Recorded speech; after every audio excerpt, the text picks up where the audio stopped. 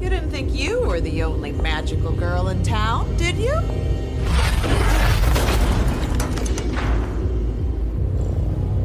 The name's Agatha Harkness. Lovely to finally meet you, dear.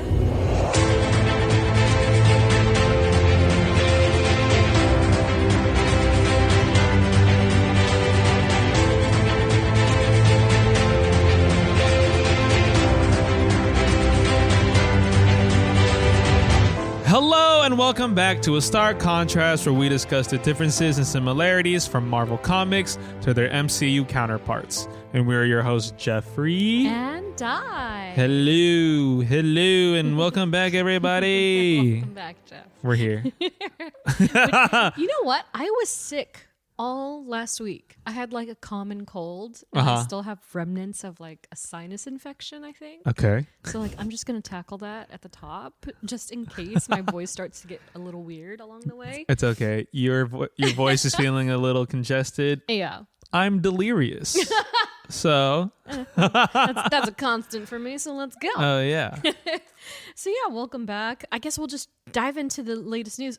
Sad news first. First and foremost, trying to get it out of the way. But in the Marvel Universe, unfortunately, Greg Hildebrandt of the Brothers Hildebrandt passed away on Halloween, October 31st. And so Greg and Tim Hildebrandt, growing up, trading card icons. They used to paint sets at a time, and so he and his brother are both officially gone from this world. Greg, I actually was able to meet him at a convention, I think pre-pandemic, maybe 2019 at New York Comic Con, at a small tiny table, and he was just so nice, and they made an impact on the comic book world and many artists to date, like my pal Ben Harvey, and so yeah, definitely a big loss there. And additionally, another loss that we had, unfortunately, just the last week, Tony Todd, horror icon and the voice of Venom in Insomniac Spider-Man 2,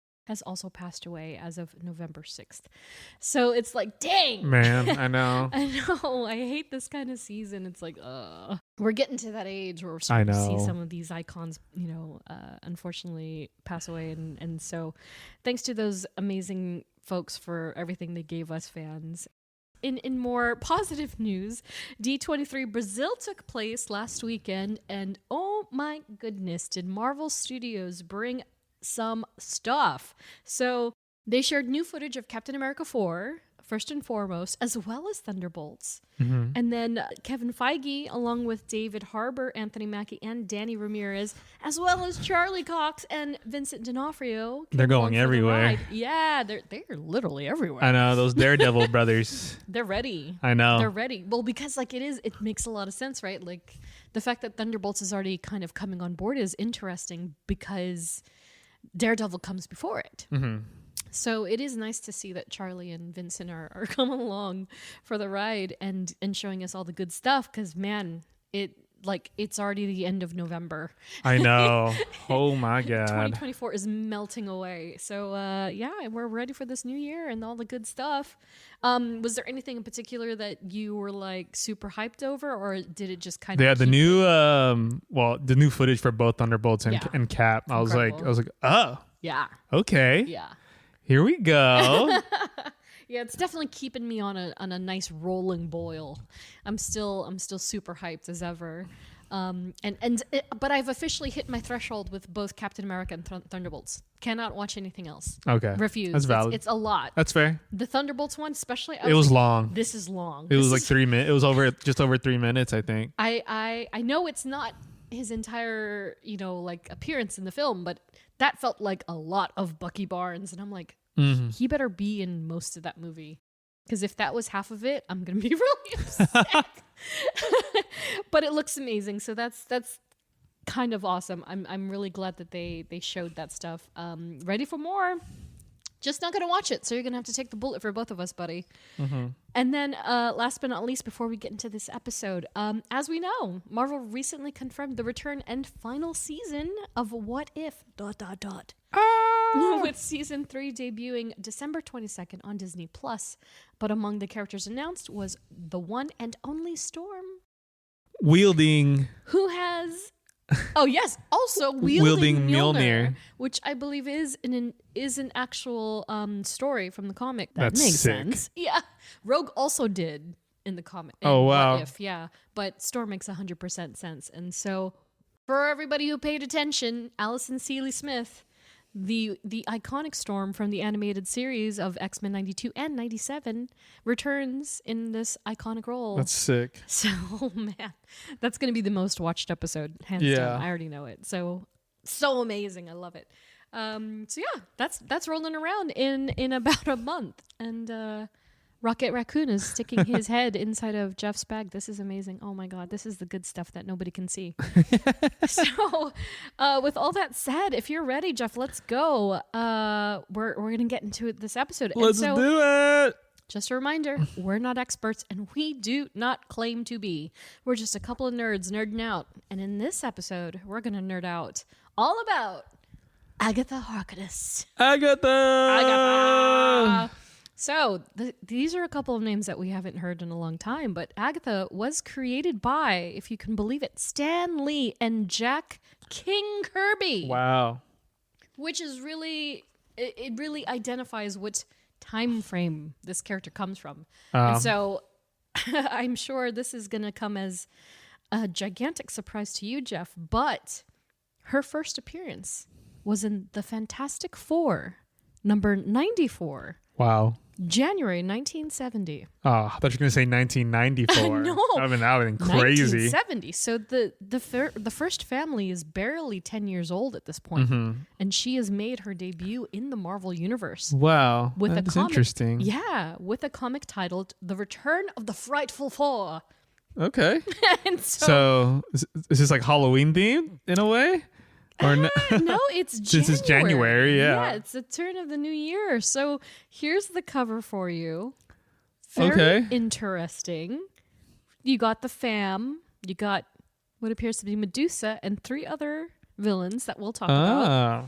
And a very, very ominous looking house in the background. That suspiciously looks like the Psycho House. Yeah, it does actually. And so, it very interesting issue. Before we get into it too far, do you want to go ahead and guess the cover price of 1970s, huh? 1970. Is it a special? Nope, it's a normal issue. And it is, again, 1970, less than 10 years in. Less than 10 years in.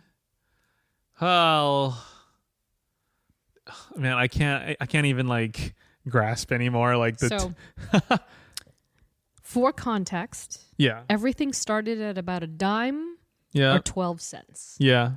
So, I'm gonna go a dime plus a nickel. 15? Yeah, Buddy. 15! Yes! We are so back, ladies and gentlemen. So back. So in its heyday, in its original form, you could get this issue for 15 cents off the shelf. And now, however, different story. The highest graded I found on Shortboxed was a CGC 9.6, currently listed at a cool $4,500. And a 9.4 is going for $659. So there's another example of 0.2 difference being almost like 10% of the initial cost or asking price. Whereas on eBay, a CGC 9.6 signature series signed by Stan Lee ended at $1,200. And there was otherwise a regular version of 9.6 going for $6,000 as well. What so the hell? people are really playing ball. They're playing the hype game. They're like, ooh, Agatha? Gonna put it up and see if I can pay off a credit card. You know what I mean? While other people are just putting it up and seeing what happens. And then for lowest graded, Shortboxed had a CGC 4.0 listed for $100, and eBay had a CBCS, which is not generally the more preferred grading system, but they had a CBCS 2.5 for $100 as well. So again, if you got a couple $100 you want to spare, you just want to go ahead and buy this issue, you can get it. And fair market value is about $400 to $600. Oh wow! Or you could get it just off the shelf, $100. So you're just like, okay, first appearance, cool, $100. And it's also pretty neat because it is a piece of Fantastic Four history. That's true. Yeah. That's what a crossover. And we're gonna get into it. It's kind of a mind bender because we mentioned in the last episode recapping season 1 altogether that neither one of us know this character off screen at all. Oh, wow. Honestly, I really had no idea aside the modern version. But as far as her historical, I had no clue. No clue. So this was an amazing learning experience for me. So, I mean, speaking of, could you embellish on your first exposure of this character? I mean, WandaVision. Yeah, right. As per most people, probably, I would assume. I think so. I think I would go as far as to say 80%, maybe 85%, maybe even 90%. Yeah. First time. Yeah. Wow. Yeah, me... I was already familiar with her from the comics because of the Scarlet Witch solo run. Okay. But even that wasn't that long ago. It was Okay. like 2016 or something. Oh, wow. So very new to me, at least in terms of how long I've been into comics. And so, speaking of, I don't believe Agatha has a trading card, or if she does, it's only as of these last 4 years. And so I do not have one. I could not find one. But I found something from a guide in 2013.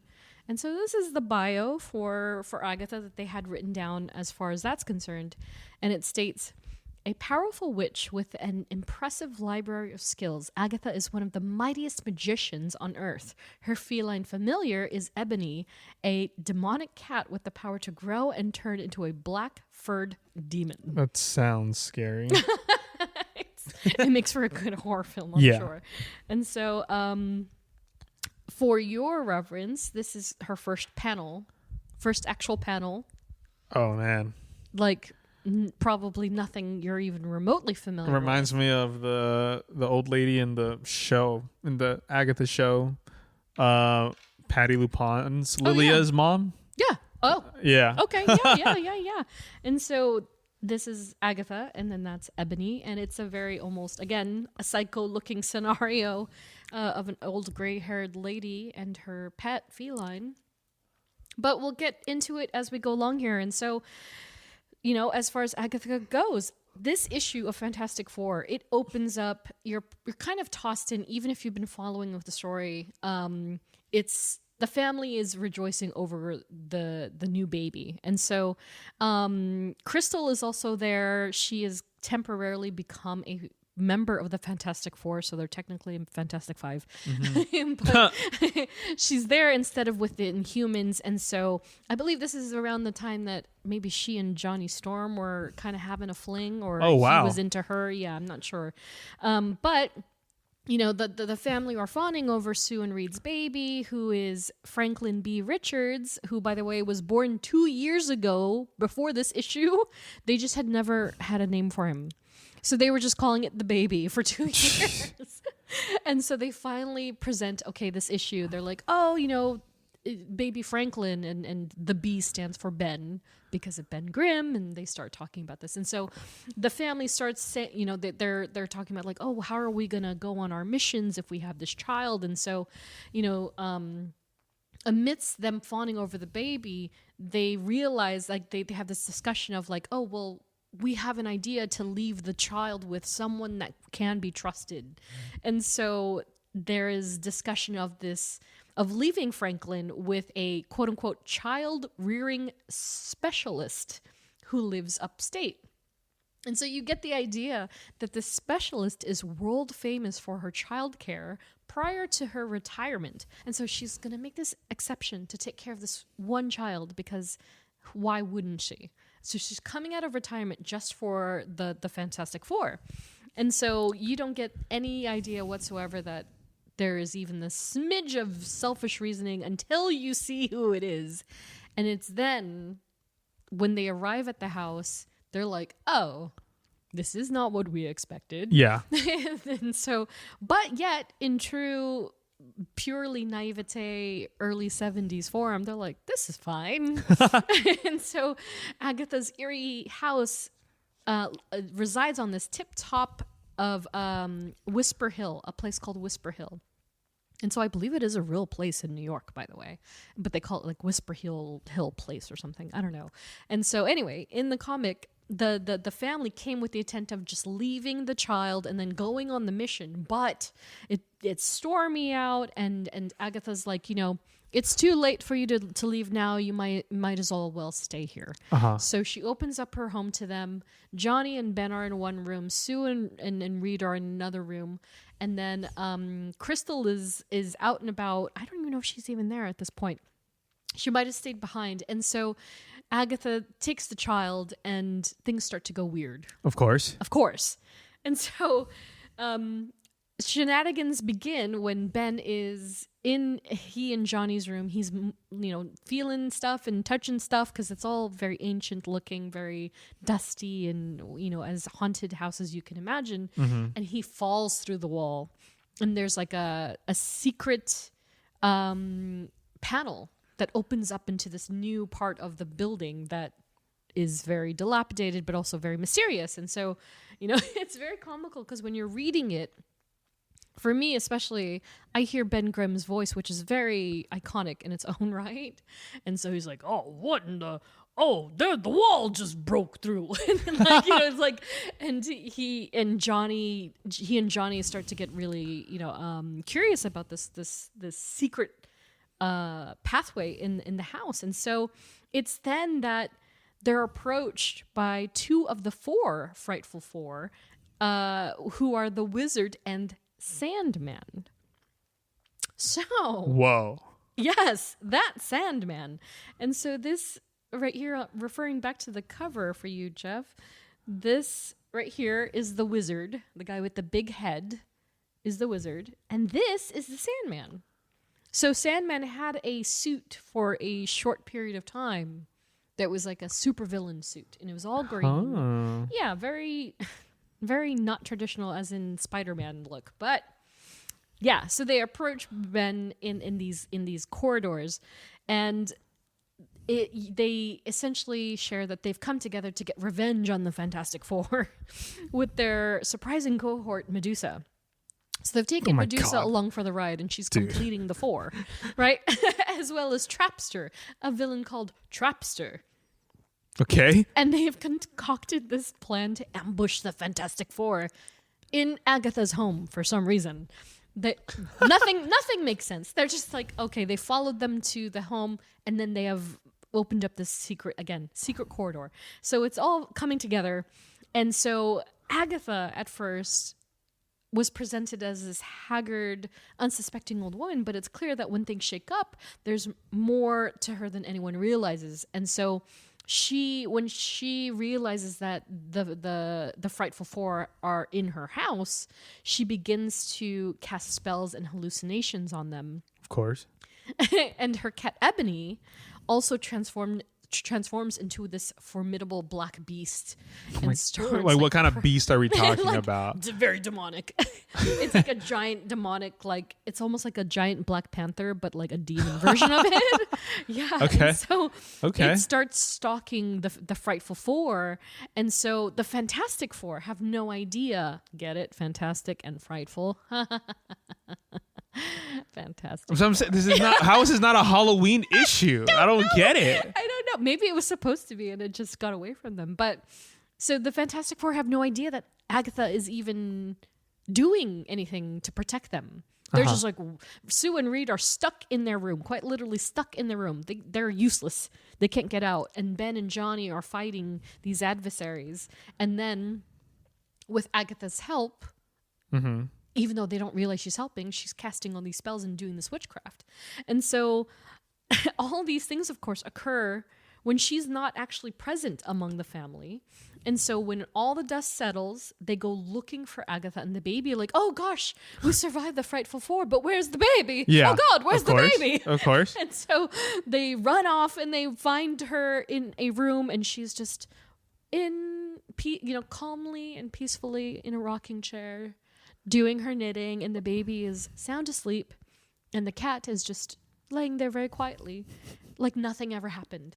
And so just before the family retreats back to their rooms to sleep, Ben notices a book among Agatha's belongings titled Tales of Old Salem. Oh, gosh. Which he gets his gears grinding. So he's like, all these thought bubbles, he's like, yeah, Susie and Reed wouldn't leave the baby with a witch, would they? Yeah. I mean, that's cool. Wait, if it's good for us, then great. But they wouldn't. And then Agatha kind of gets the idea that he's putting it together. Yeah. And she's like, is there something wrong, Mr. Grimm? And he's like, oh, no, nothing wrong. No, just cool. And It's clobbering time. Yeah, exactly. Yeah. Which he does say before they fight That's the Frightful Four, that's of course. hilarious. Because he says it in every issue. And so, Agatha essentially leaves the big tough guy spooked, and that's the end of the issue.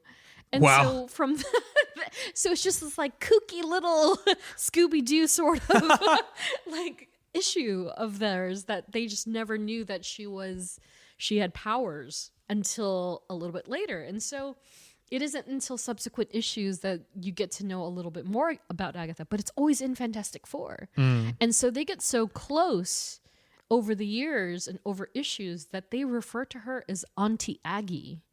Like Franklin gets a little older and she becomes his nanny and she's like, and he's like, Auntie Aggie, like, I want help. And then they call her Aggie. You telling this backstory, I'm like, oh my God. Like, what if she just randomly pops up in the Fantastic Four movie? That's what I was thinking when I was reading it. I was like, oh, what if?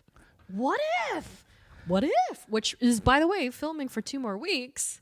They finish in 2 weeks, but I mean, that would be, it's true, yeah. That'd be interesting. That would be, yeah, it's so crazy. Yeah, I mean, it's kind of a reach, but to know that she has that much like backstory with them in her origin. Oh, yeah, or like maybe like she just pops up and is just like, yeah, like what if like Reed and Reed and Sue have a kid and they're just like, they have to go on this thing and they're just like we can't be. Someone has to watch our kid. Let's call Aunt Aggie. What if Franklin is the child that Agatha bit? Oh, that's right. She says it twice, and it's not Billy or Tommy. She says it. She says it to Billy. I think. When he's little. Yeah, it's so it's funny. so wild. So of course, on the other side of the spectrum. Speaking of, we have Agatha Harkness, portrayed by Catherine Hahn, who was first seen in 2021's WandaVision, created by Jack Schaefer, last seen in 2024's Agatha All Along, also created by Jack Schaefer. So, GOAT! Yeah, tell me about it. I was like, wow, she's really climbing up the charts here, because now she has 3 really monumental, not only amazing stories, but female-driven stories under her belt. Those 2, as well as Black Widow. So it's like, oh man, if Yelena ever gets her own thing, I'm willing to bet Jack will be behind it, because hot damn, she's good. But so people are saying give her the Scarlet Witch solo. Yes, I agree. Actually, I would definitely vouch for that. So it seems that as far as the MCU version of Agatha goes, they have completely, or at least mostly, forgone Agatha's origin, though she did play a babysitter in WandaVision. So they kind of got that going. Yeah. It's like, oh, actually, that's kind of funny looking back on it. It's especially in the 70s episode when she's in the aerobics outfits. Yeah. And she's taking care of the babies. Yeah. And just being kind of kooky all over the place. And of course, Catherine's version absolutely embodies the mischievousness of Agatha's character.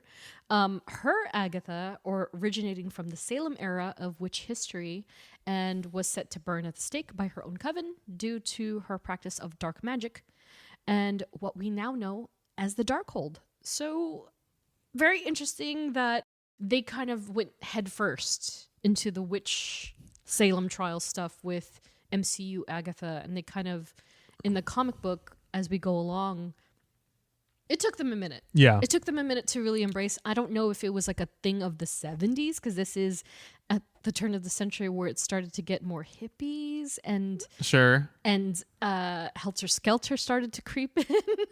So it could have been that. I did notice that originally, early on in the issues, they did not use the pentagram. But they did at one point, and I was like, whoa, that's ballsy. Very. It is ballsy for a comic book in the 70s. And so Yeah, I think eventually they came around to it, but with the MCU version, they just kind of went, "Yep, no, she's a witch," and so, and of course, it goes without saying, prior to all of the present tense of Catherine Hahn's Agatha, she also had a son named Nicholas Scratch and a sketchy history with the entity known as Death, who we'll talk about later. And then, of course, historically known for absorbing the powers of other witches, which led her to harnessing the power of the Scarlet Witch in WandaVision. And so it is interesting when you think about it that the timeline, because you know how MCU has jumped ahead. So Yes. WandaVision presumably takes place in 2023. Multiverse of Madness takes place in spring of 2025. And then in MCU timeline. Got it. And then Agatha All Along takes place in October 2026. Got it. So 2 years from now is the occurrences that we just watched, which is interesting. I'm just wondering when they're actually going to catch up with. Yeah. Or is that just what they want to do, is just keep going? It's ahead. So that's interesting. And so we discussed both Agatha and her series at large in the previous episode, so please go back and listen to that if you'd like more.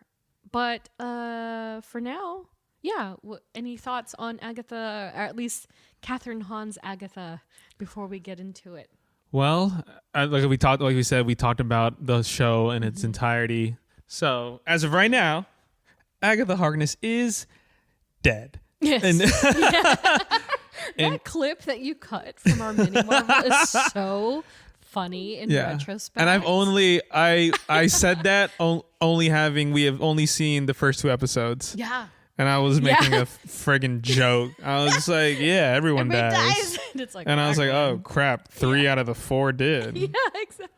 3 out of the 5 did, yeah. Yeah, exactly, which is so wild. But you finally got it right. I mean, well, actually, you kind of are right almost every time when everybody dies. But yeah. Yeah, Bucky's gonna die. I just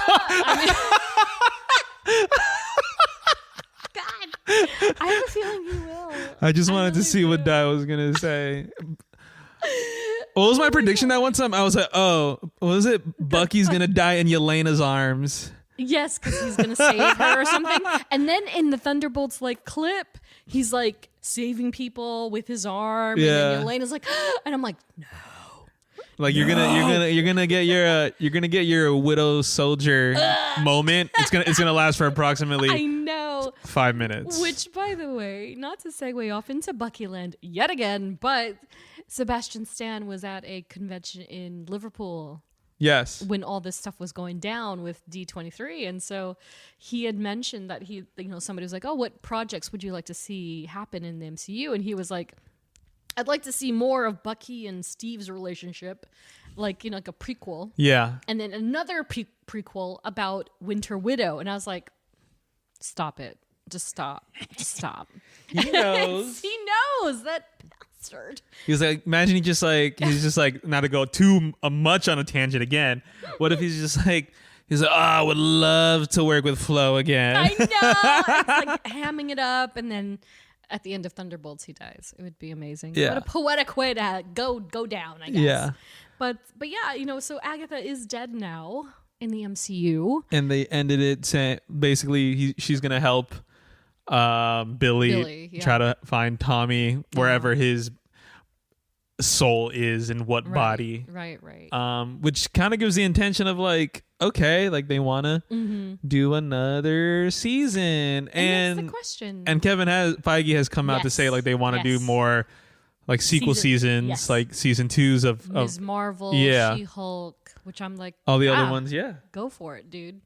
I think, and I think we did say this in our Agatha All Along episode, is that I wouldn't mind a season 2 at all. I also wouldn't mind kind of like a spin-off of another mini series of some sort. Sure. Yeah. Like it doesn't have to be so super linear that I would only want Agatha All Along Part 2. Like, no, it could be like a Wiccan series, or it can be The Witch's Coven, whatever it is. I would love to see that and see more Agatha and see where she goes along. So a quick pop quiz before we continue on here, Jeff. Oh God. It's an easy one. I think you'll get this one pretty easy, actually. So, short and sweet. What was Agatha's alias while in Westview? Oh, Agnes. Full name. Ah! No! No! Yeah, it's the last name that's like, oh, wait. She had a last Agnes. Hallelujah. Wait, what was it? Hey, honey, my name is. And she says it in the first episode. I know. Yeah. Hello. I'm trying to do it in her 50s, like vernacular. He's like, he's moving, he's shifting his shoulders. You're such a doll. You gotta fix your hair. You're dude, every time I try to do that kind of voice, I go to like a Jennifer Coolidge voice.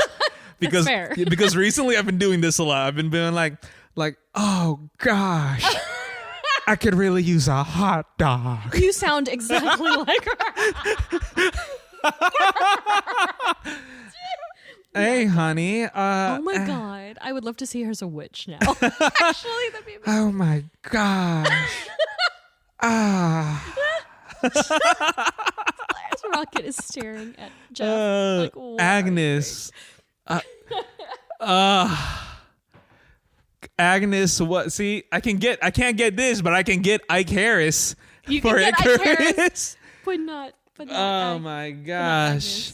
Oh my gosh. I could really use a hot dog real bad. Oh man. Agnes, what? Rocket, what is it? Agnes, huff and a puff and I blow your house down. I agree. Agnes, hello. O'Connor. That's what she. Agnes O'Connor. O'Connor. That's no fun. Yeah. Ugh.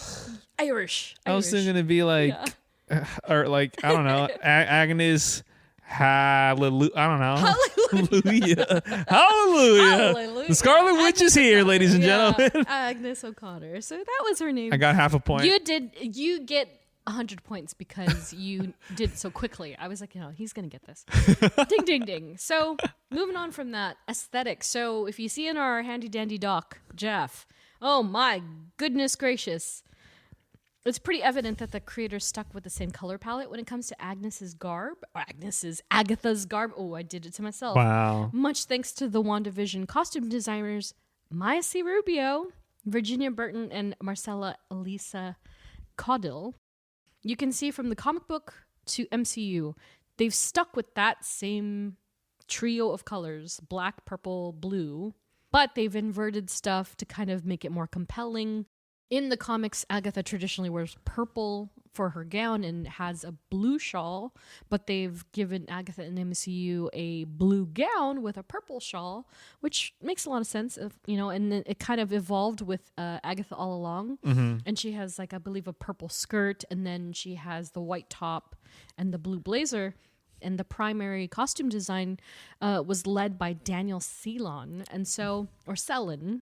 It's really cool. I like that they've stuck with how she does look, even if she's quote unquote younger, which we'll talk about in just in a second. But not too long ago, though, maybe around the time that WandaVision even premiered, there was this discourse surrounding Agatha's youthful appearance in comics now. So for a very, very, very, and I'm talking about very long time, from 1970 until 2016, I believe, or 2020 even. Oh my gosh. She was this old woman version. And so until very recently, Agatha is now this middle picture that I have on the dock here where she is kind of resembling a little bit more of Catherine Hahn. Yeah. And that she looks like she's the same age as Wanda. And so she's been de-aged in the comics essentially. And in a post-Catherine Hahn world. And so we see that they've kind of done this thing that we see from movies to comics that have such an impact on the character that they then actually change them canonically to match the MCU counterpart. And so this is definitely true when it comes to Agatha. And so in the books, after death, Agatha returned in a spirit form, like on the show, She did die in the comics, came back as a ghost. Wow. And Agatha is very much present in Wanda's world, and they will talk about their dynamic later in the show, but she is essentially there. She's still tutoring Wanda even from beyond the grave. And so when Wanda goes to journey the Witch's Road, Agatha comes with her, and they encounter Wanda's mother. Whoa. And so it's a story that's definitely worth checking out. But after that, Agatha then took part in this battle in the Dominion of Corrosion, a dominion of another witch previously named Karina. And so I just read this one not too long ago, and it's very interesting. After they're both witches, obviously. They're fighting. After Agatha, she's essentially stabbed this girl in the neck, and she's like, oh, all this power, and it's going to go to waste unless somebody else takes it. And so she's starting to lean into, I'm going to take your power. So she decides to get rid of this witch. The power explodes. Everything in that immediate area, they both disappear.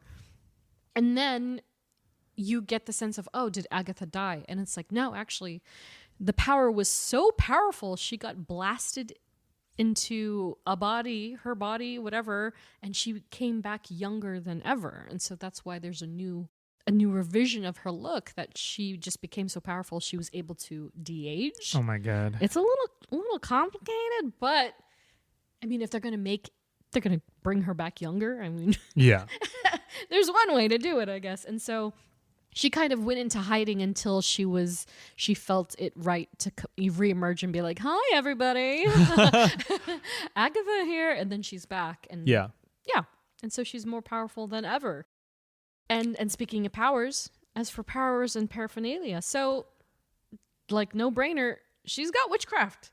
Everything is witchcraft with her. She's not a mutant or anything. She's not superhuman. She is simply a gifted witch. Yes, she's a witch. And so that includes and is not limited to spells and phrases that empower her with binding, dimensional manipulation, energy projection, elemental control with aerokinesis, electrokinesis, hydrokinesis, and pyrokinesis. Basically, she can control all the elements. Storm, as well as experience manipulation, flight, force field, fusionism, illusion casting, advanced longevity, that goes for the young thing, magical awareness, magic negation, magic reflection, mystical invulnerability, purification, scrying, sealing, soul manipulation, telekinesis, telepathy, teleportation, transmutation, voice manipulations, and witch sight. Dude, all these comic heroes just have like Everything. Yeah. In the pot. Cool? In the pot. Sounds good? In the pot. And so she's got all that stuff. And then, as we mentioned above, she also has a feline familiar by the name of Ebony in the comics, a black cat with extra dimensional powers. So this literal cat, can do things. And so I think they decided to not bring the cat in because it's very Sabrina the Teenage Witch. Yeah, pretty much. Yeah, it's pretty much her. So it's like, okay, maybe they forgo that. Instead, they did. And so I think instead, they brought in Miss Senor Scratchy, who we'll talk about shortly. But as far as powers for the MCU, Agatha goes magic. So perhaps not witchcraft with a K. Magic with a K. Yeah, exactly.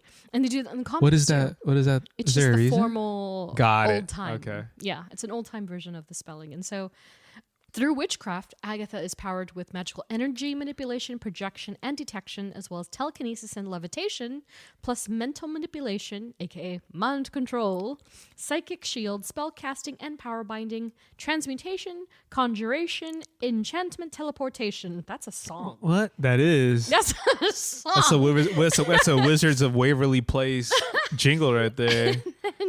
Agatha also possesses the ability to harness necromancy and dark magic, the latter empowering her with longevity, power absorption, and physical augmentation. And so while Agatha does not have Ebony in the MCU, she indeed has Senor Scratchy, portrayed by Peanut Butter the Bunny. Mr. Scratchy. And so, fun fact, Senor Scratchy essentially means Mr. Scratch. in general terminology and via Wikipedia, quote unquote, Old Scratch or Mr. Scratch is a nickname or pseudonym for the devil. Of course it does. The name likely comes from Middle English scrat, the name of a demon or goblin, derived from Old Norse skrat. And its oldest documented usage in literature is 1824. So we're getting some breadcrumbs as far as the scratch side of things goes.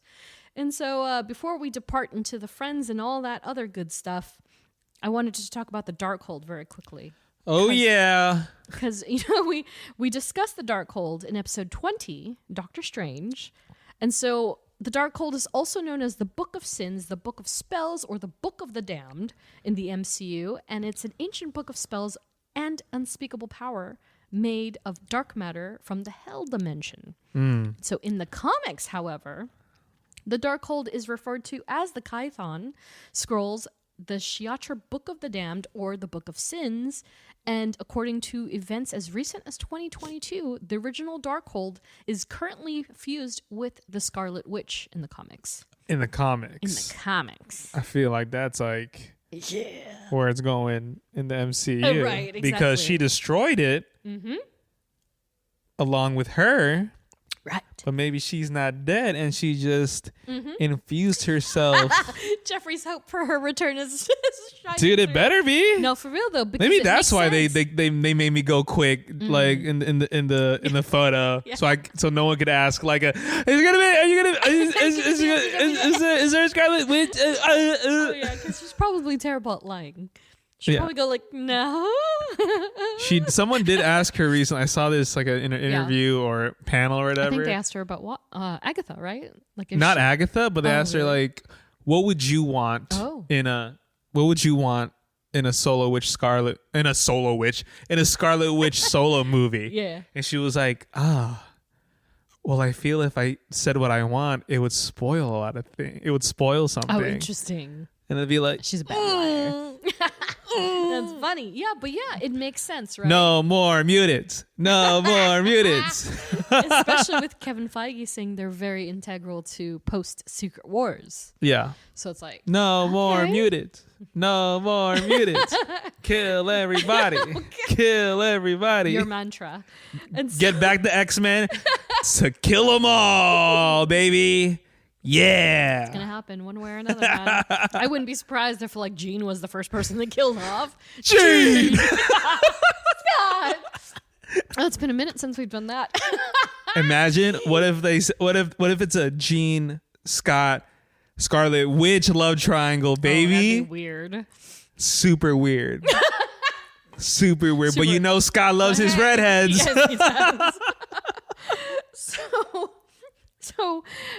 So yeah, she's currently fused with the Darkhold in the comics. So if that's the way that they're going with the MCU, there's a million different ways and then some that they could bring her back. Oh yeah. And similarly, like Agatha in the comics as well, when she died, she was brought back, and then in a similar but youthful appearance, Wanda could come back and then be reverted back to the more brunette version. Who knows? Like she could come back different but the same, you know what I mean?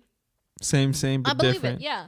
And so the Darkhold's relevance in continuity is in part due to Agatha seeking to create a new Darkhold, utilizing chaos magic in the comics. So in this issue, I think it was Midnight Suns, not Suns with an O, but Suns with a U. Agatha was trying to conjure up, she's like in this bubble trying to create a new Darkhold. Wanda and Captain Marvel come together to try and stop her, which is kind of crazy because you have to think, okay, Captain Marvel by herself is omnipotent. Pretty, right? Yeah. She can't be destroyed.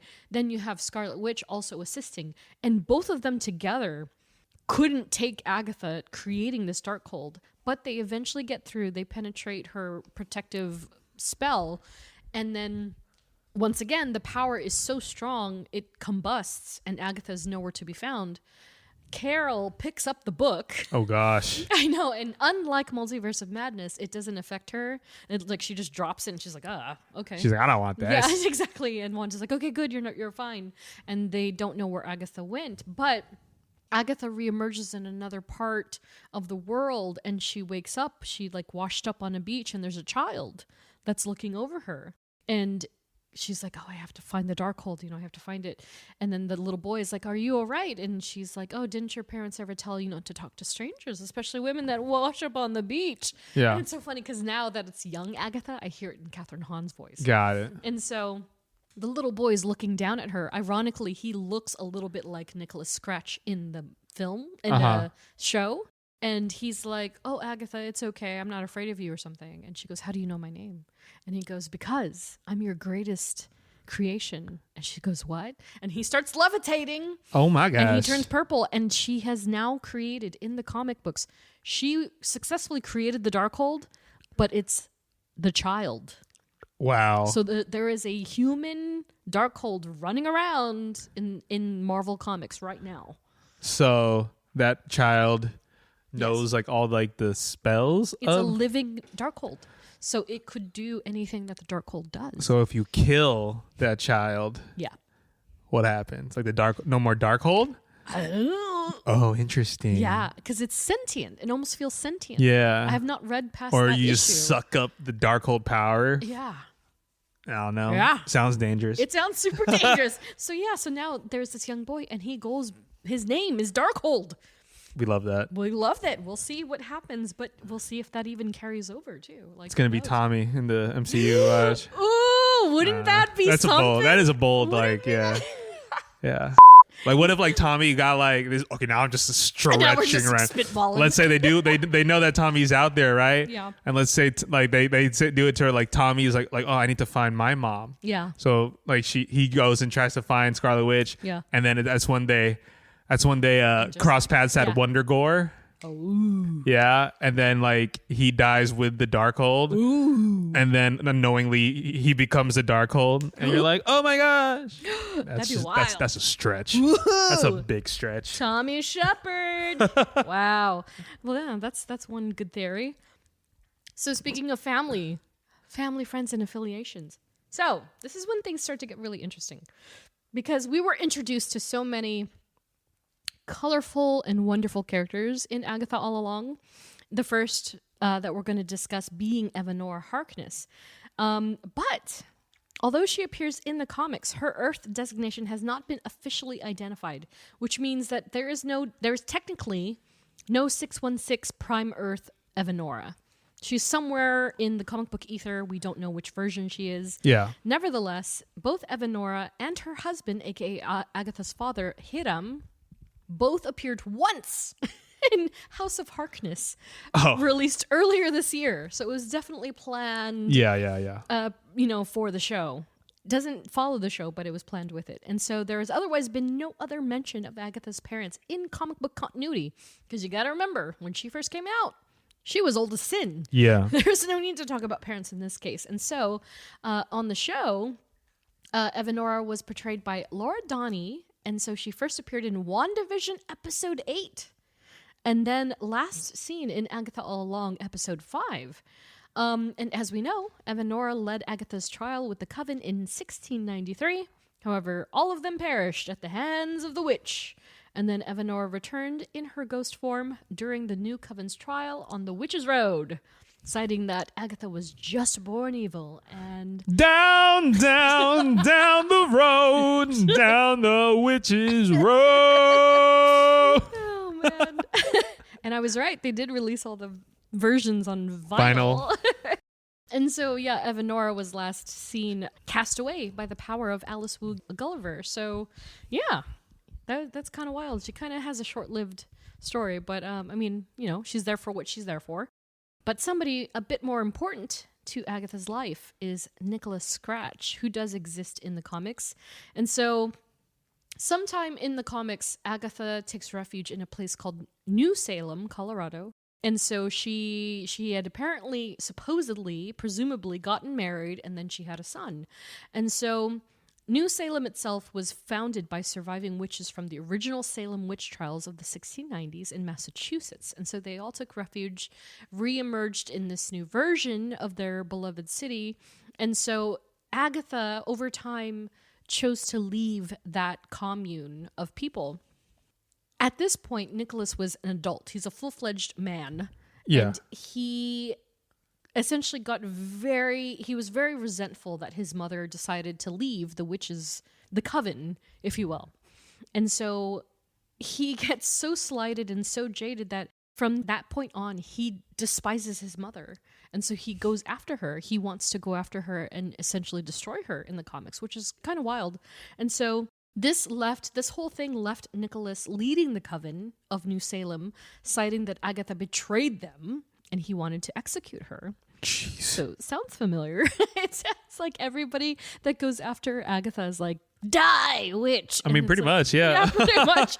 And so we'll talk a little bit more about this later, but it's easily summarized that Nicholas in the comics has mommy issues. And at one point, when everything comes to a head, she's about to essentially punish him for trying to kill her. He's like, but I'm your son. And she's like, no. And then you just really get that he's like, I'll never forgive you for abandoning the coven, for abandoning me. And it's like, oh, this is what this is about. It's like, okay. And so on the other side of the fence, there's Nicky Scratch, portrayed by Abel Lysenko, first and last seen in the very last episode of Agatha All Along. And so he was a sweet, sweet child who never stood a chance, unfortunately. Again, like in our review, I think it was a brilliant season finale, laid the groundwork for everything that came before it. And I don't know if you read this article with Jack Schaefer that came out pretty recently. I can't remember which outlet it was. It must have been like Vanity Fair or something. And so Jack mentioned that Nicky's father is irrelevant to Agatha All Along. And his father in the comics was never confirmed either. Oh. So there's a floating idea of like who it could be, because back to the thing about Mr. Scratch and how it's the devil, and it's like, oh, okay, but Mr. Just throwing out random ass, just throwing random Not name. Mephisto? No. Yeah. Or Mephisto. Or Mephisto. I mean, it could be anybody. It could be anybody. It quite literally could be anybody. But it doesn't seem to matter either way. So there's that. But yeah, so that's all that we got of Nicky Scratch, at least in MCU for now. I think he's one and done. I don't think they'll expand on that. Because again, in the comics, he's such a weird little mommy's boy that just can't get over it, that he doesn't need to be present in MCU. So yeah, I think we've seen the most that we'll ever see of that kid. As for the Coven, first up, Jennifer Kale. So, Jeff, this is an interesting one because this, if you would believe it, is Jennifer Kale in the comics. She got that Wanda headpiece on. You know what's funny that you say that, because I was like, she kind of reminds me of Valkyrie. The blonde Valkyrie. Yeah. Yeah. And so Jennifer Kale looks much different in the comics. But yeah, to your point, kind of like a blonde Scarlet Witch with a black and white suit. It's a mix of like that Scarlet Witch headpiece, some Captain Marvel bodysuit type hero vibes. Yeah. And so in the comics, Jennifer has a surprisingly dense backstory if you go into her history. And so surprisingly enough, her backstory does not intersect with Agatha. Oh, wow. At all. I mean, I don't want to say at all. I'm sure there's some crossover. No notable history between the two. And so Jennifer, although she was indeed a practitioner of magic, she's obviously a witch. Her origins actually started in the Man-Thing universe. So you remember the big green guy from Werewolf by Night? Yeah. Oh, that guy. Oh, wow. She's in his universe, his spectrum of storyline. And so Jennifer in the comics also seems to be a part of a larger magical sector of the Marvel universe, which makes sense if she's not in Agatha's, periphery. The fact that she would be a witch in the bigger magic world makes total sense to me. And so she dabbles among the other offbeat occult characters as well. And so Man-Thing is just the tip of the iceberg. And so she's she's in a number of different stories. She's just not with Agatha. So it's very interesting that they pulled her in, but I guess it makes her compelling, and it could lead to other things because there is talk that they want to use Jennifer in other stories. And I'm like, okay, that's pretty cool. I mean, she's also the she's the only other witch that's alive. She's the only one that survived from the real coven. And she got her powers back. She's not binded anymore. Correct. In the MCU, of course, she's portrayed by Shazir Zamata, and so first and last seen in Agatha All Along. In the MCU, of course, she's a witch turned into a beauty influencer and guru with her company Kale Care, and often regarded as a potion curator of the group, which I think is pretty cool. Like the way that they like mirrored their talent, so to speak. Magical talent with something in real life is really neat. Her story is essentially that she had been bound for over a century, unable to use her powers, but she believed it to be a doctor in the 1920s that had bound her, but it ended up being Agatha all along. Agatha all along. And then, like Jeff said, she was the only survivor of the Coven's inner circle at the end of the games. And so, yeah, she flew off into the sunset. Literally. Repowered. Literally. And out of Westview to where we know not, but maybe we'll find out one day. Then next up in the Coven, Alice Wu Gulliver, aka the Wu in the comics. That's her name. The Wu. That's pretty hard. I can't lie. It's pretty hard. And so, for your reference, this is what Alice Wu Gulliver looks like in the comics. She's a gun-wielding PI police officer-looking type. Wow. Yeah. And she was a mall cop. She was a mall cop in Agatha All Along. And so Alice in the comics also came from a magical background as the daughter of August Wu, a magical guardian in Hong Kong. And so August aspired to accompany the likes of Doctor Strange. Nice. See? Yeah, they're pulling them all in. However, August met her end pursuing a demonic entity along the way. So it's of course. Yeah, it's like August is like a sorcerer supreme, not supreme, but she's a sorcerer protector of Hong Kong. And so along the way, Doctor Strange is fighting Dormammu. He finds himself in that territory. These crossovers are crazy. It's a nuts crossover. And so August helps Doctor Strange, not with Dormammu, but with other entities. And so this inspired August to be like, okay, I'm good at this. Yeah. Let me go continue this. Unfortunately, meets her end with another entity. And so, funny enough, Alice's father was also in security. That's hilarious. So, as Detective Sergeant Adam Gulliver. And so, both of her parents have come together very similarly to the ones in the MCU, of course, portrayed by Ali An. So August was renamed and reworked as Lorna Wu in the MCU, nothing shy of a literal rock star. So that's a little different, but she was still a witch. Yeah. Which is essentially the same as the comics. And so Alice, however, became a failed police officer, protected by a magical tattoo encouraged by her mother. And so they don't talk about her dad, I think, at all, but it's funny that the homage of the comic book father is that she's a mall cop. That's hilarious, yeah. And so, in Agatha All Along, Alice broke the curse in episode 4 with her mother's rendition of the ballad that Geoffrey was just singing, only to die by Agatha's hand in the next episode. Pretty much. Yeah, it's so crazy. Yeah, after banishing Evanora. But she was featured again in episode 8, proceeding through Death's Door. Do you think we'll see her again?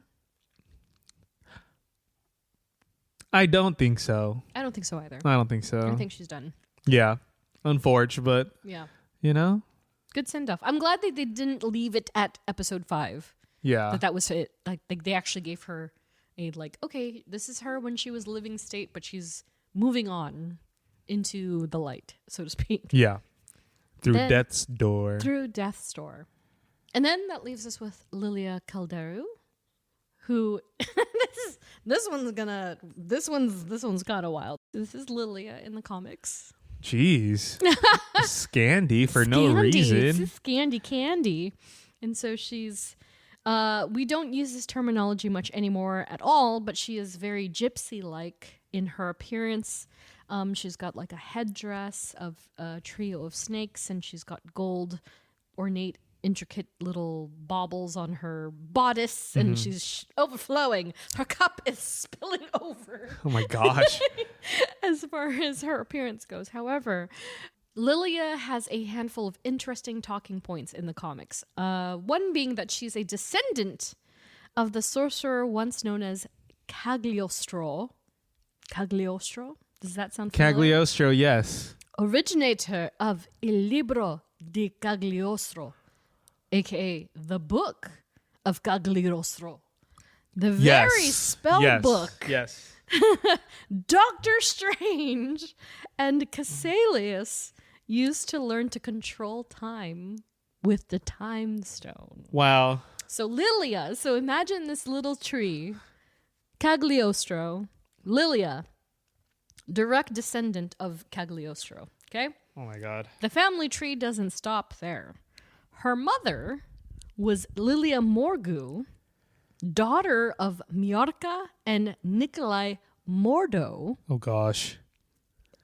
which means, yes, Lilia Calderu and Carl Modo are related. So this is Baron Mordo. Yes.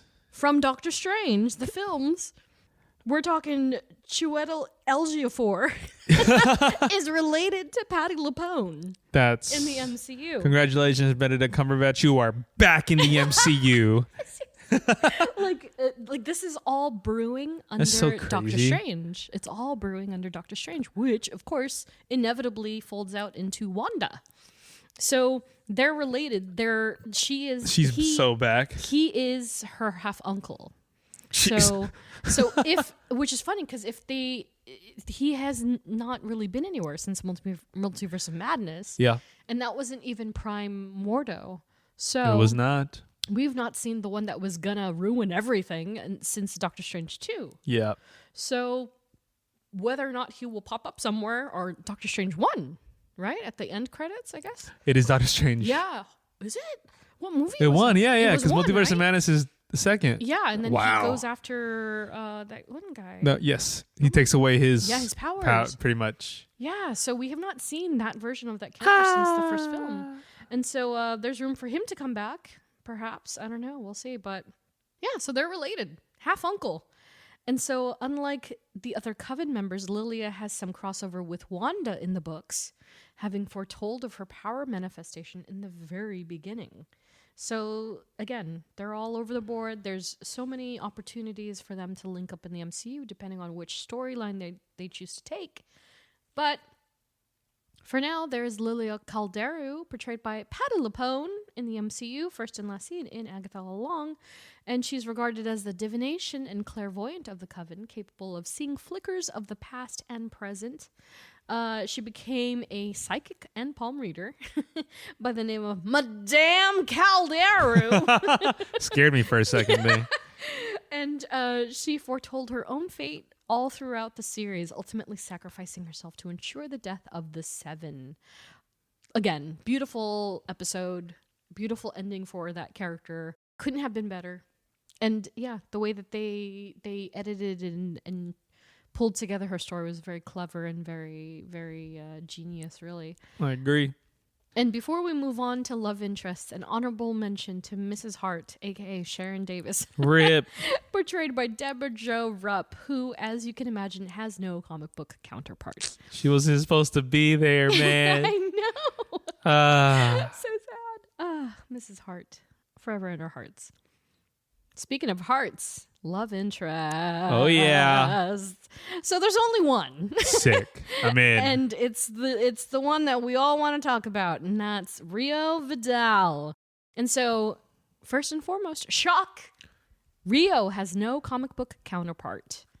There is a character, however, named Vera Vidal from the Iron Fist universe. Jeez. Unrelated.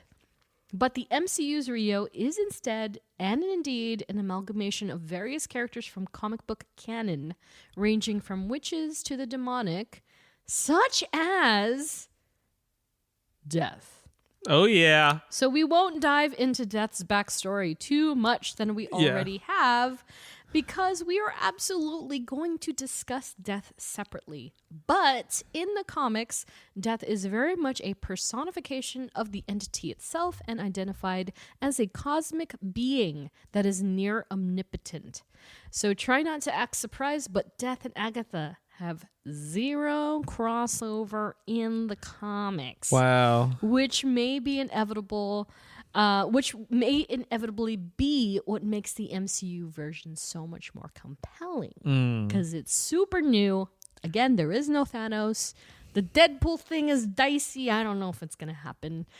But it's something new, and it works out because those two have chemistry off the charts. Agreed. And so, of course, Rio Vidal, a.k.a. Death, portrayed by the one and only Aubrey Plaza. Killed it. Beat it to death.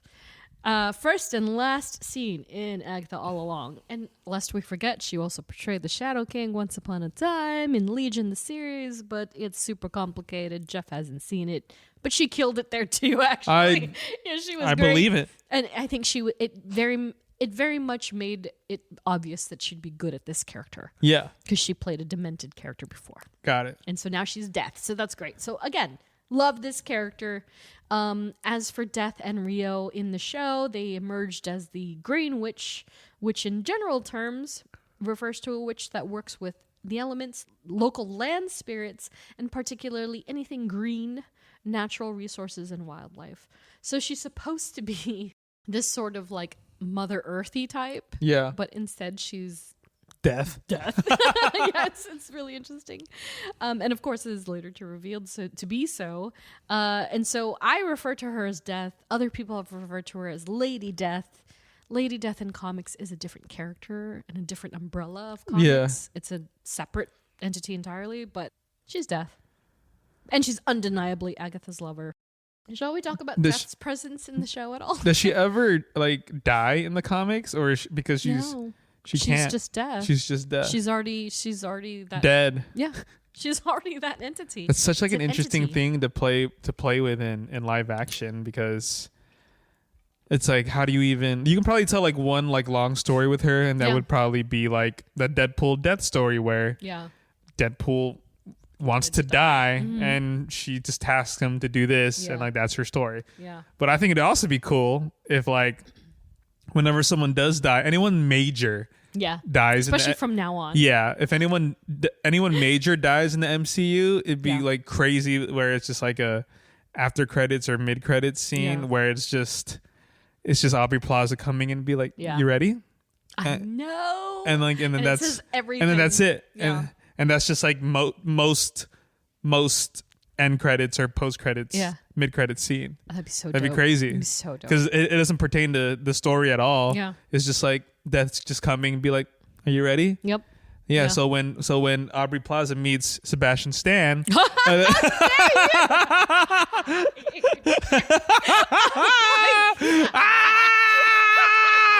maniac. Yeah, but I would be down for that. That would be a payoff. Yeah. That'd be a perfect payoff. And it said she need not say nothing. Yeah. Like she didn't when she saw Nicholas Scratch. All she had to do was or same thing with with Alice. Yeah. It's like, hey, you ready? And then she's like, it. "No, I'm not." But then she gives like the reason why. Yeah. And it's like, oh yeah. Yeah, exactly. That'd be cool. That'd be so cool. Oh my gosh, it'd be great. Yeah. Want to see more of her. I'm pretty sure we'll see more of her. And we're gonna talk about her. Yeah. Maybe even before we see her again. We'll see. And so that leaves us with notable adversaries. Again, didn't want to dive into anything that was not. Yeah, because everyone hates her. So there's also that factor. She's literally hated by everybody in some capacity, which is very funny because it's like in the comics, again, she comes off as this very beloved character. They love her. You know what I mean? That's what she did in the last episode of the season.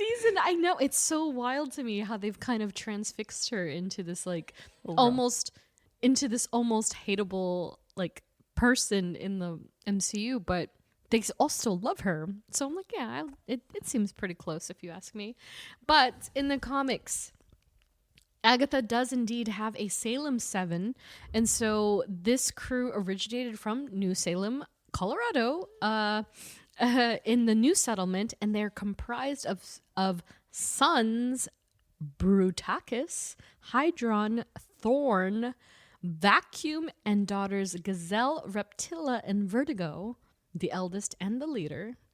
And these are the children of Nicholas Scratch. Oh my gosh. In the comics, Oh, making wow. them Agatha's grandchildren. The 7 is The 7 that's are crazy. his children in the comics. And so in the comics, this is what they look like, Jeff. Yeah, very different. They took it quite literally. Because you know how they're all named after, like, Yes. things, right? Yes. Vacuum, but it's spelled like edgelordy. Imagine you're part of like the coolest group of people. Your name is Vacuum. And you're the vacuum. Yeah, I think. Is that a snake? Yeah, that's Reptilla. That's right. And so this is Vertigo, the only normal one. And so Vertigo is. Why the does she get like leader in headaches all the MC. time? Sorry. She makes sorry. Vertigo. So she can actually she creates headaches and makes people nauseous. It's very interesting because in one of the primary issues of I want to say Avengers, Wanda and Vision go up against the Salem 7, and the Salem 7 in the comics were so powerful that even Wanda and Vision couldn't take them on together. And so Gosh. And so Viz essentially plays possum, and he's like, "Oh no, I'm so drained," and he just like lays down. He's like, I go sleep right now. I sleep right here. And so they're like in a little wooden cage with like runes on it, so that she can't conjure anything. And so she's powerless, and she's like, "Oh no, Viz is dying," and she has this entire monologue about how she's like, she never thought that she could be a witch until him, and how she knew love and only until him, and how Agatha taught her to use her powers, but now she can't. And it's like this huge, it's like 3 pages long. I feel like I'm just like hearing it in Lizzie's voice, and I'm like, oh, I believe it. Yeah, she's like, Viz. Vision. Oh my god, are you gonna make me pull it up? I'm gonna pull it up and in my best Lizzie Olsen voice. Oh, I'm doomed. I'm gonna talk like Lizzie for the rest of the weekend if this happens. Oh, that's so funny. Oh, hold on, let me pull it up. Oh, let me pull it up. What is it? What is grief if not love persevering? Yep. This.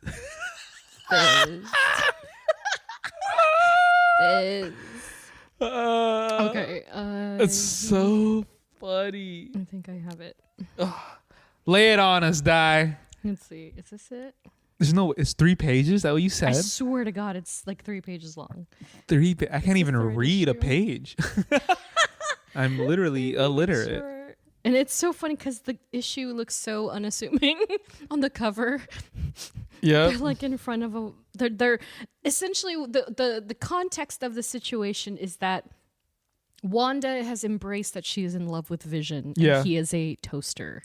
And so she's thinking of marriage and having children. Sure.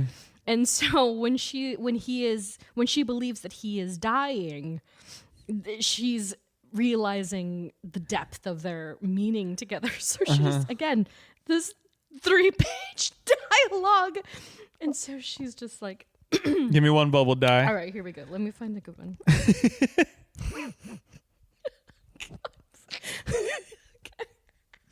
Okay. Viz, I know it was hard accepting myself. You always told others, and even me, that as a coldly logical being, you never thought twice about it. But I knew better. I knew you. And I never really minded that you called me Curly when we were alone. I could do better. But that's like... That's so good. And it's literally... Damn, that's pretty accurate. Like, I think if I kept going, I could probably really, really do it. Lock in. I gotta lock in. Yeah, That's so good. Yeah, it's this issue that makes her want to conjure the children. Got it. And from here on, it catapults into that whole Mephisto business and Agatha and all that. So yes, they were captured by the Seven, and so it is very strange that they are Nicholas Scratch's children. So in the Agatha's comics. grandchildren. So they're her grandchildren. Yeah, and so it was really a family affair, which is why I could see why they're trying to just get rid of the Nicholas Scratch story, get it done with in the MCU, so that there's no anticipation, unless Death decides to pull a big one on her and brings him back and puts him in an So adult Death body. can also bring people back. Oh. I don't know if they change it. I mean, but that would be the Green Witch element, because if she's kind of like a rejuvenating Mother Earthy type, maybe she can. I mean, but we don't know yet. But yeah. So as for the Seven, as humans, they have human forms. Don't get me wrong; they're not these weird animal-looking things all the time. But they appear to be just that when they were in human form. But they were capable of wielding magic and the ability to shapeshift into mystical mutated beings. So in the comics, they were often regarded as Agatha's arch enemies who ruthlessly pursue her, all in the name of Nicholas Scratch. And so it just turns into this whole, like, I will be the new leader of the coven in New Salem. And that's like Vertigo after Scratch is cast out into another dimension. She wants to become the new witch. And so when Wanda comes in and Viz, when they come in together, she wants to make sure that she's kept at bay, because they've essentially gotten the idea that Agatha has bestowed all of her promise into Wanda. So Wanda, if Agatha isn't around, Wanda is going to be the next most powerful witch, which isn't untrue. And so, so they kind of go after her, and that brings them all together in this weird, family affair. And so the Salem Seven in the MCU, however, so it's interesting. They refer to them as Salem's Seven in the comics, and then the Salem Seven or the Seven in MCU. And so they are comprised very much different, more simplified names in the MCU. Vertigo being the only one that was consistent, aside from Snake, Crow, Fox, Rat, Owl, and Coyote, portrayed by Okwi Okpok Wasili, Marina Mazeppa, Bethany Curry, Athena Parample, Britta Grant, Alicia Villa-Bailey, and Chow Namova, respectively. And so, interestingly enough, the Seven in the MCU are the surviving children of Agatha's original coven, who later made their revengeful revival, and then they were later magnificently offed by Lilia. And so, they're still children, just not of Nicholas Scratch, which is kind of what it turns into, which is like, okay, I get it. And so I kept Wanda under adversaries in this episode, if only because the MCU version, because they don't have the same relationship for the most part. Like WandaVision obviously gave us a multi-layered version of their relationship, and how Agnes and Wanda were really kind of chums, but in the comics they definitely were more close. Again, her relationship to the Fantastic Four was so close, and Wanda was so close. Agatha was Wanda's mentor in the comics. And so that doesn't mean that they're not against each other. So that's why I have her under adversaries. And so Wanda Maximoff, Scarlet Witch, in the comics. We didn't discuss much about Wanda and Agatha at all in our Scarlet Witch episode, which I didn't realize. And it was because we had, it's already coming in. My Lizzie voice is coming in in our Scarlet Witch episode with our guest, Stephen Ray Morris. I never seen Dai or Scarlet Witch in the same room. So, guys, this could be the last By the way, that was 3 years ago. When we did our Scarlet Witch episode. Wow. Oh yeah. And so I don't think we talked about it because we had Steven on, and so it was so It was like our own little brew of chaos. Yeah, and we hadn't really didn't known much. No, we were still kind of loosey-goosey with our episodes. Like, we didn't have our structure yet. And so I would really like to go back and again, like, revisit Wanda. Wanda v. Agatha. Wanda v. Agatha. That's our next. There we go. Let's do a part 2 at some point. But Agatha's original intentions for Wanda were mostly pure. Mostly for her because she was drawn to the energy and the power that was radiating off of the young Scarlet Witch in the comics. And so Agatha was so drawn in that she was like, you know what? I'm going to tutor this young witch and see what she's all about, which was basically the same reason why she was drawn to Franklin, is that Franklin, he's very powerful. He ends up being like a mutant. And so he's very powerful and intelligent. And so he had an aura that Agatha was like, I'm drawn to this energy. I need to have it, not necessarily take it, but I need to be around it because I want to know more. And so she had the same thing with Wanda. And so everything came to a head in the comics when Nicholas Scratch returned to seek revenge on his mother with the Salem 7, and that's the story that we were just talking about. And Wanda's 3-page dialogue with Viz. And although Nicholas was banished to the Dark Realm, the 7 captured Agatha, and then they ended up successfully burning her at the stake in the comics.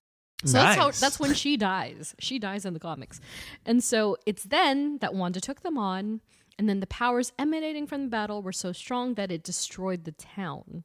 And so Wanda absorbed some of that energy into herself. Of course. And at the end of the issue, she's just like, oh, this power, where did it all come from? And she has I gotta show you, because it's very much like, you remember when Beyonce did the performance and then she revealed that she was pregnant?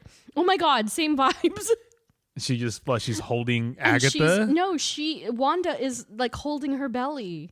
Oh. Right here, look. And then she's like, just maybe. Just maybe. And so after the battle, she is now feeling, oh, I am something's growing inside of me. Yeah, and it's like, oh, from a human toaster. And so she has essentially conceived her children with the power at the end of that issue after her battle with the 7. And so this, of course, leads to the eventual uprooting of their origin and then their ties to Mephisto and the Fingies. As means of attempting to relieve Wanda, Agatha wiped her memory later on in continuity as a ghost.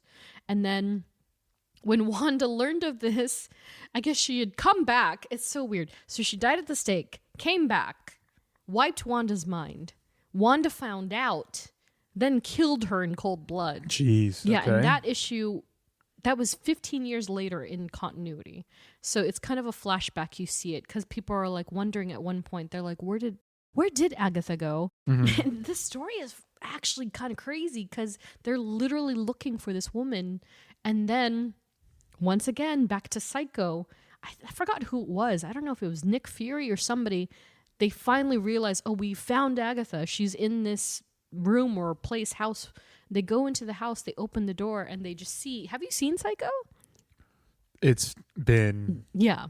So do you remember when they think, oh, they found the mom? Yeah. And she's in the basement in a chair. Yes. And then they turn the chair around and it's just a skeleton. It's the same thing that happened to Agatha. So Wanda killed her, and they found the body. And she's nothing but bare bones. And they're like, how long has she been dead? And I think Nick or whoever it was like, a long time. Because she'd killed her ages ago. Oh, my Lord. And nobody knew where she was. And so anyway, again, it's a little complicated. It's a lot of back and forth, different authors, different decades. And so with the introduction of The Witch's Road in the comics in 2016, this is what I was talking about. Agatha and Wanda reconnected despite the death. And so she joined Wanda in her spirit form on the road as Wanda learned the truth about her birth mother, Natalia Maximoff. And so that's a whole other storyline. Again, won't get into it, but that's when the whole discourse of Magneto is not her father and all that started to unravel because they wanted to separate them from that whole thing. Thanks to Fox and all the rights issues that really complicated things for the comic book characters. But now all is well. But yeah, we won't get into that today. Just not today. So Wanda Maximoff, Scarlet Witch, portrayed by Geoffrey's wifey, Elizabeth Olsen. You're right. First seen in 2014's Captain America and the Winter Soldier, Stinger. Then properly seen in 2015's Age of Ultron. Wow, it was 10 years ago. Yeah. First appearance. 10 years. She's finally joined the group of 10 years, man. Wow. Last seen in 2022's Doctor Strange, Multiverse of Madness.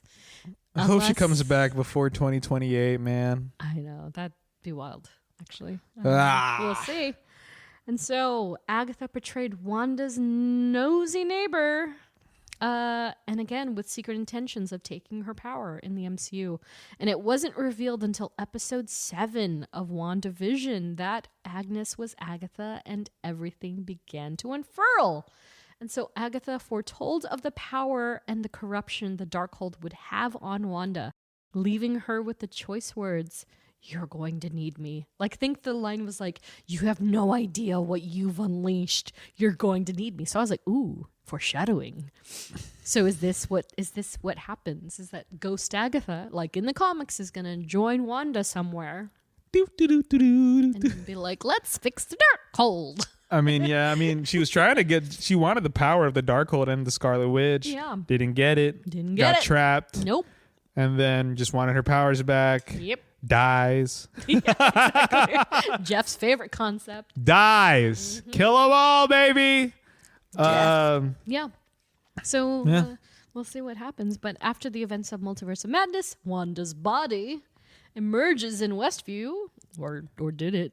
Suggesting. Well, that means it's fake. After, I think so that's it was all fake. made up. Yeah. It was all just Play along. They're all just playing along. so crazy. Yeah. There was no body. There was no body, Geoffrey. Did you see her face? Were those her toes? Did you ever seen? I forgot which interview it was. I don't know who it was, but it was some actress, and they were talking. It was a group of actors talking about punch-ins, right? And how when certain close-ups happen, Yeah. they're like, "That's not my hand."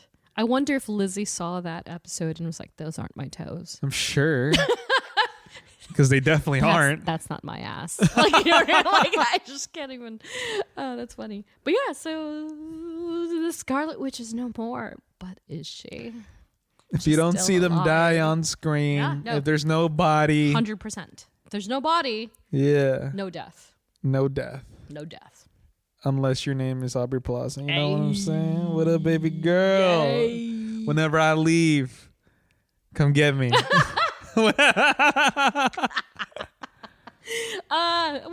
Yeah, it's like what you said in that episode. Everybody's using the same caption now. They're Like, I if get it Aubrey now. Plaza I was get it. dead, Yeah. I'd do anything. Yeah, I understand Thanos now. Like I understand get why Thanos was like, yeah. What do you want? Oh, you want me to destroy the world? Yeah, whatever you want, baby. Exactly. Infinity War. So, other versions and in other media.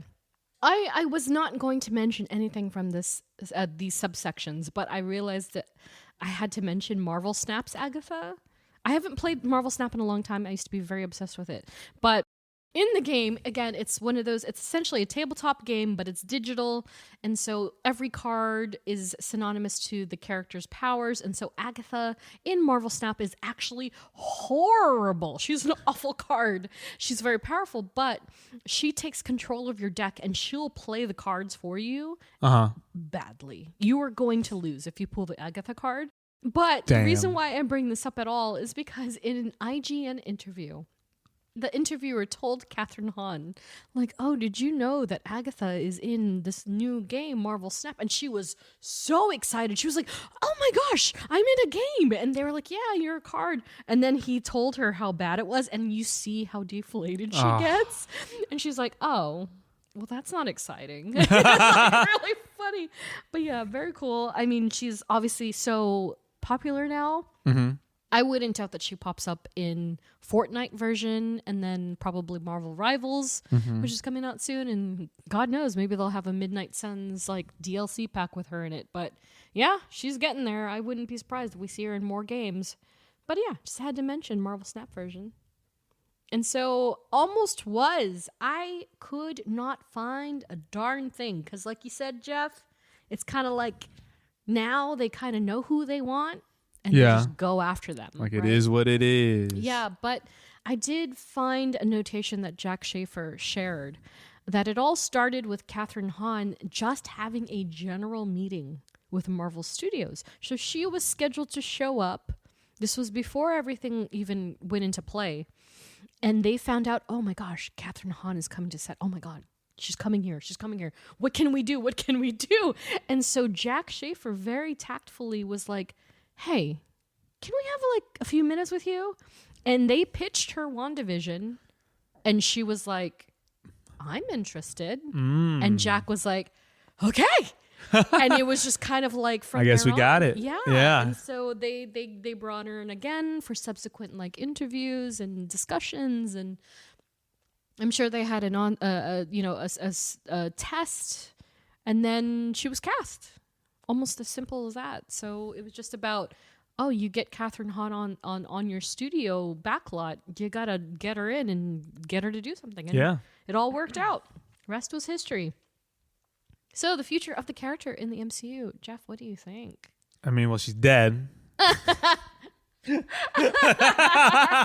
we kind of set it up top. It's like, well, she's dead. She's a spirit now. So it's I mean, like, she's still a spirit. I mean, but it just feels like I don't feel like she'll pop up in a movie. I mean, Marvel, prove me wrong if you're wrong, but season 2, obviously, it's going to be her and Billy type thing. Do you think a season 2 will happen before a Doctor Strange 3? Because we have Clea. Don't forget, we have Clea in the mix now. Oh, that's right. That is Charlize Theron. Charlize Theron. Love Yeah. Clea. So Okay. we have another witch. Unless they're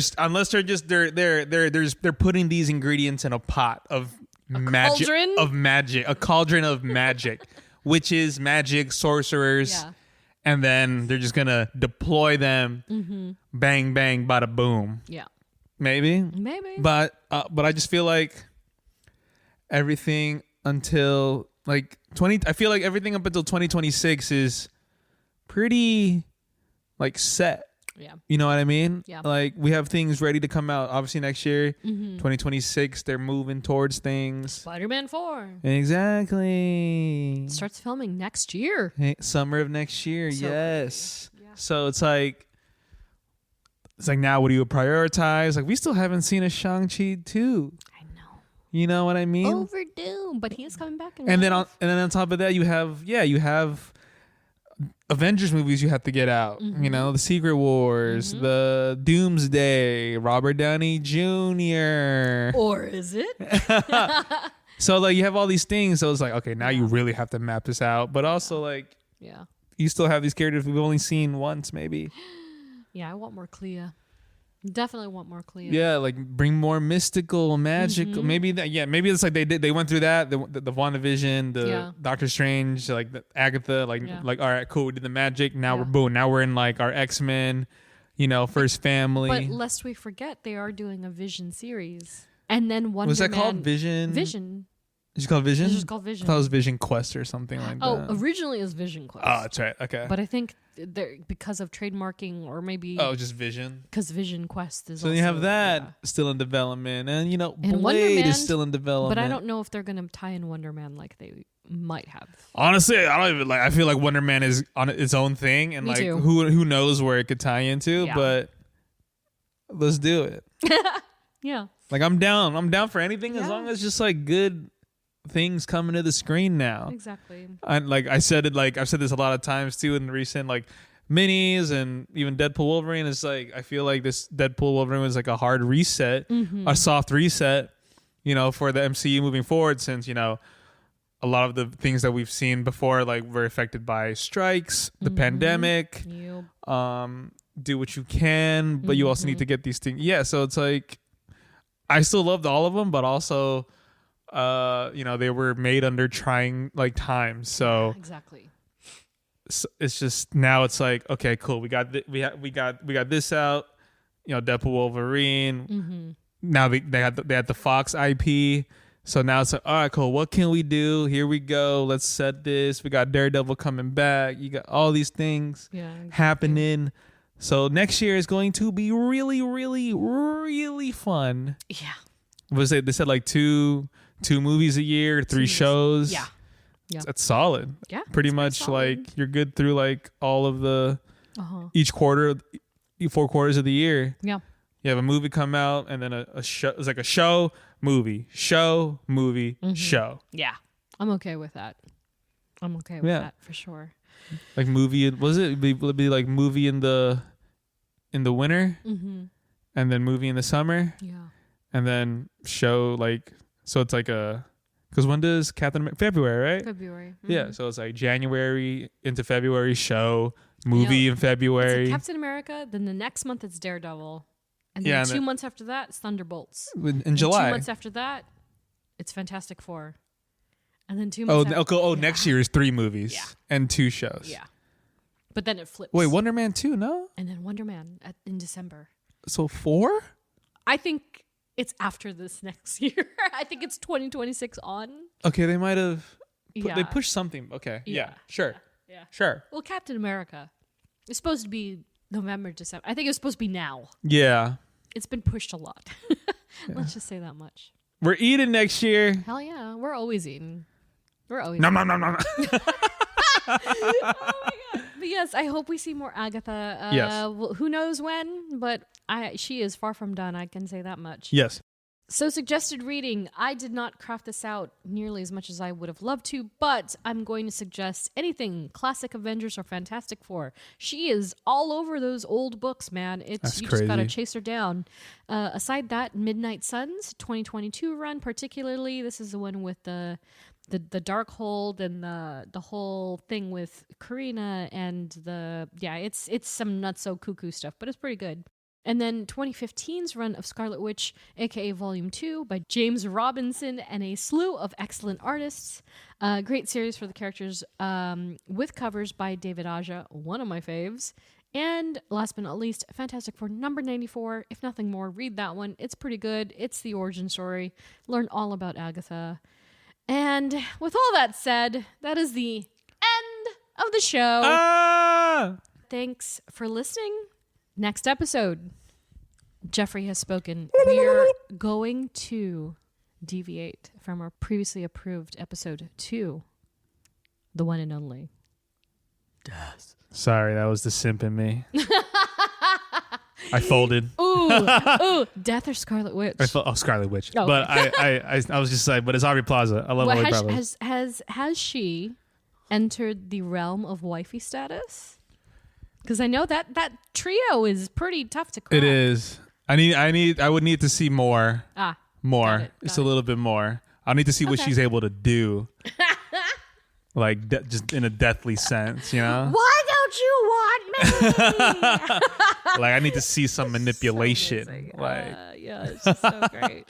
Oh, Aubrey. And so yes, we'll be discussing death. All things death. Woo! In our next episode. So join us 2 weeks from now. And finally, thank you to all of our Patreon supporters and a special We Are Groot salute to Robin, Edgar, Ed, Laura, Nats, Jenny, Andrew, Sherry, Katie, Joe, Liz, Ashley, Chris, Andrea, Ariel, Tyler, and Melanie. Follow us on social. It's STRK Sierra.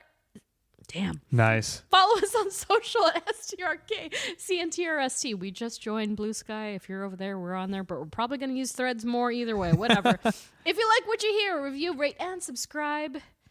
And with all that said, Once again, thanks for listening. We will catch y'all in the next one. see you later. Bye. Bye. You know it. We can't fight death. It should be me. No. You're not bad. Neither are you.